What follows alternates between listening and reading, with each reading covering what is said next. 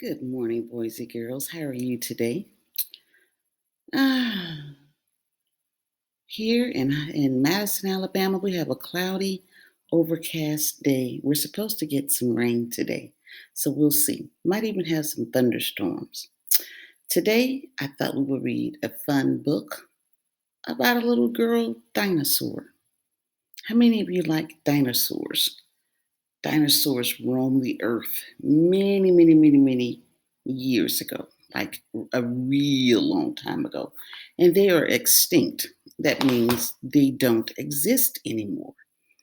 And we know that there were dinosaurs on the earth because we have people who have excavated some bones and skeletons of dinosaurs and put them together, and they have created images of what we think dinosaurs may have looked like the thousands of years ago that they roamed the earth.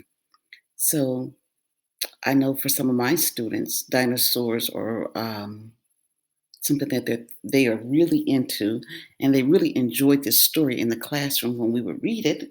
So today we are going to not eat, but read a book called We Don't Eat Our Classmates. And the book is by Ryan T. Higgins, and we can thank Disney for allowing us to read this story. Now, there she is. She's our little girl dinosaur that we're going to read about. And she says, "Hey, kids, you will never be eaten by a T Rex. They are extinct, I promise."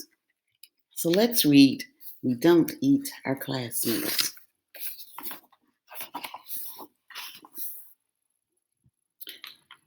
Penelope Rex was nervous. It was not every day a little T Rex starts school. She's nervous. Look at her face.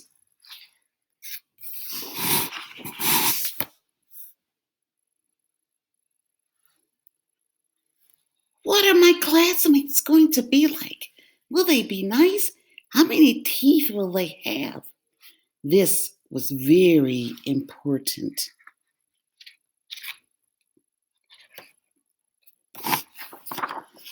Penelope's mom bought her a new backpack with ponies on it. Ponies were Penelope's favorites because ponies are delicious. Penelope's dad packed her a lunch of 300 tuna sandwiches and one apple juice.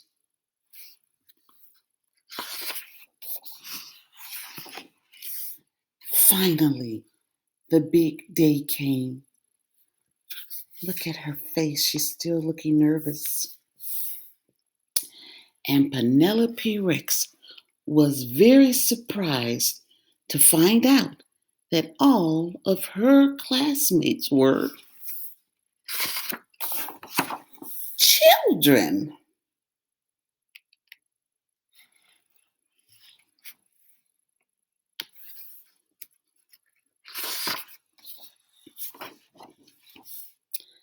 So she ate them because children are delicious. "Penelope Rex," said Mrs. Noodleman, "we don't eat our classmates. Please spit them out at once." So she did.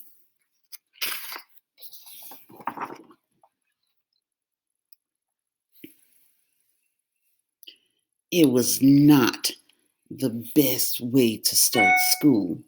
Still, Penelope was determined to have a good first day.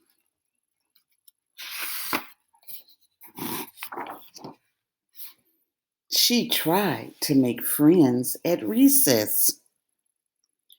She finger painted some of her best work. Can you see that? She finger painted a picture of a dinosaur with a little kid in its mouth. She even saved Griffin Emery a seat at lunch. "Hey, Griffin, you can sit here."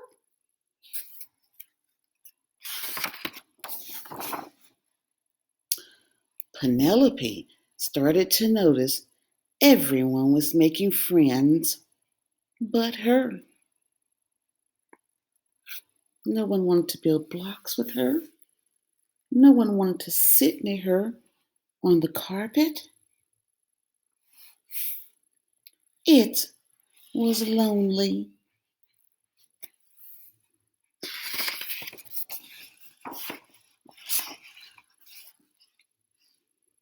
When she got home, her dad asked her about her first day of school. Ah, I didn't make any friends. None of the children wanted to play with me, Penelope cried. Penelope Rex, her father asked, did you eat your classmates? Well, maybe, sort of, just a little bit.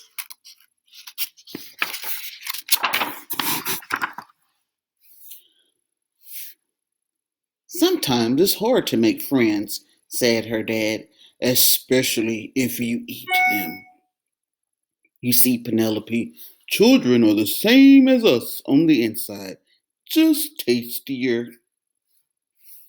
That gave Penelope a lot to think about.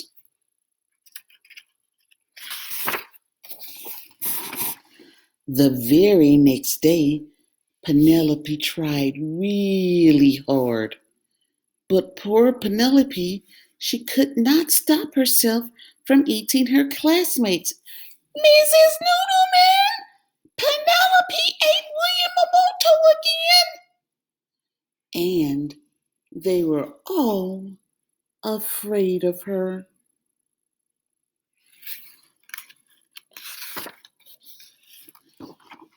Except Walter. Walter was a goldfish.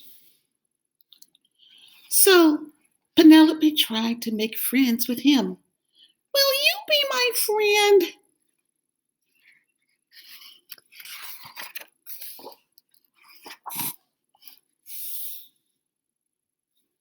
Chomp.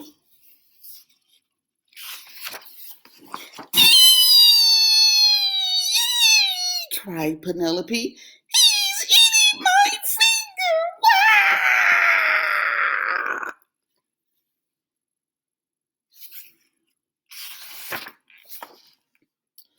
Wah! Once Penelope found out what it was like to be someone's snack, she lost her appetite for children.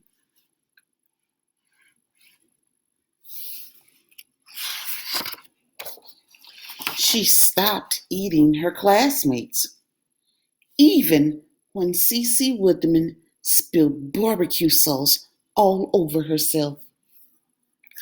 And soon, Penelope made friends. Found you. Hey, want a brownie? I helped make them.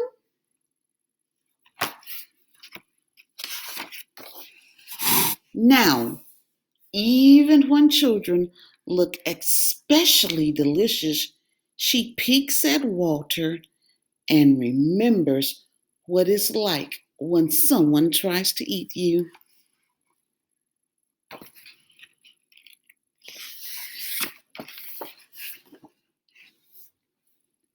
And Walter, the goldfish, stares right back at her and licks his lips.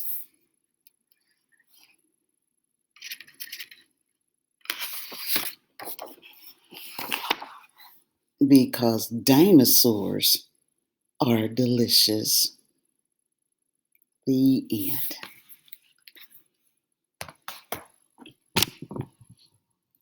So, what do you think?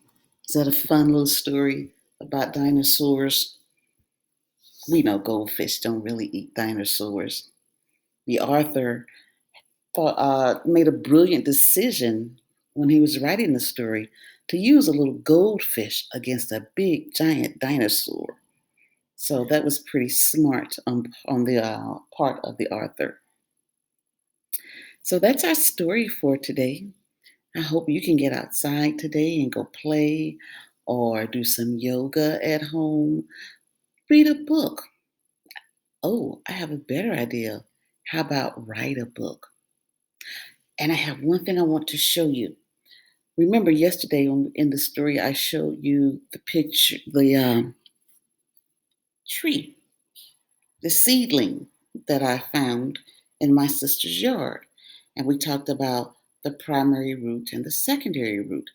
And the other one, the shell was starting to crack. And this is a pecan or a pecan, depending on what part of the country you live in. So I opened it, and this is what it looks like on the inside.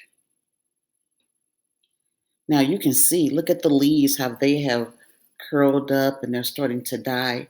It's because this plant is no longer in the ground. It's not getting any nourishment from the dirt or from water or from the sun. A plant needs all three of those things to grow. And so this one's pretty much dead, but the shell, I was able to open up and take the shell off, and you can see that this is what the nut looks like on the inside while the little tree was growing. Pretty cool, huh? So that's it for today. We'll read another book tomorrow. Tomorrow will be Thursday, and I don't know what we're going to read, but I'm going to try and pick out a good one. All right. I wish you well. Bye bye.